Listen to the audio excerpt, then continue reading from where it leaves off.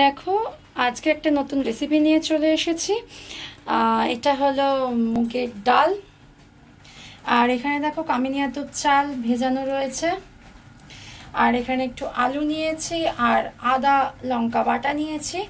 তো এটা দেখে বুঝতেই পারছো যে আজকে কি রেসিপি হতে চলেছে। তো আজকে হচ্ছে নিরামিষ মুগের ডালের কামিনী আতপ চালের খিচুড়ি। তো চলো কিভাবে আমি বানাই সেটা তোমরা দেখো, আশা করি তোমাদের ভিডিওটা ভালো লাগবে। তো চলো, এখানে আমি কড়া গরম হয়ে গেছে। এখানে এখন মুগের ডালটা দিয়ে ভালো করে ভেজে নেব। কড়াতে আলুগুলোকে একটুখানি ভেজে নেব। তার আগে এখানে ডালটাকে ভালো করে শুকনো কড়ায় নেড়ে নিয়ে একটুখানি জলে ধুয়ে নিয়েছি, দিয়ে জলে ভিজিয়ে রাখছি, তাতে তাড়াতাড়ি রান্নাটা হবে বলে।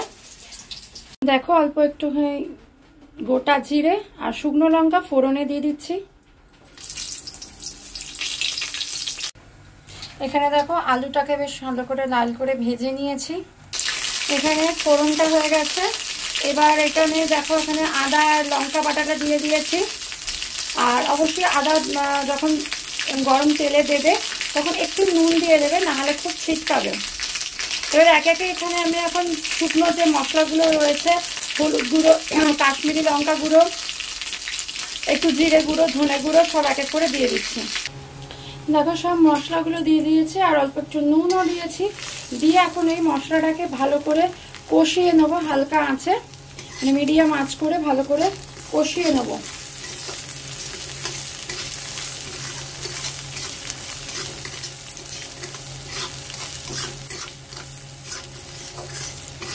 ভালো করে কষানো হয়ে গেলে তারপরে এর মধ্যে ডালটা দিয়ে একটুখানি সেদ্ধ করে নিয়ে তারপরে আমরা চালটা দেব। দেখো মশলাটা বেশ সুন্দর করে কষানো হয়ে গেছে, সাইড দিয়ে দেখো সুন্দর তেল ছেড়ে দিয়েছে। তো এখন আমরা ওই ভাজা মুগের ডালটা দিয়ে দেবো। ডালটা এই মশলার সাথে একটু ভালো করে কষিয়ে নেব, তাহলে বেশ খেতে ভালো লাগবে। এটাও একটু মিডিয়াম আছে, ভালো করে কষিয়ে মিশিয়ে নিতে হবে।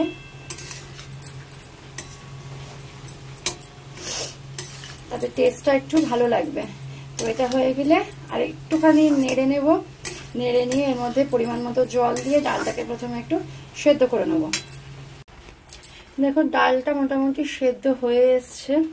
তো এই সময় আমরা এবার চালটা দিয়ে দেবো, কারণ এটা তো গোবিন্দভোগ চাল, বেশিক্ষণ সময় লাগবে না, জন্য ডালটাকে আগে আমরা ভালো করে সেদ্ধ করে নিয়েছি।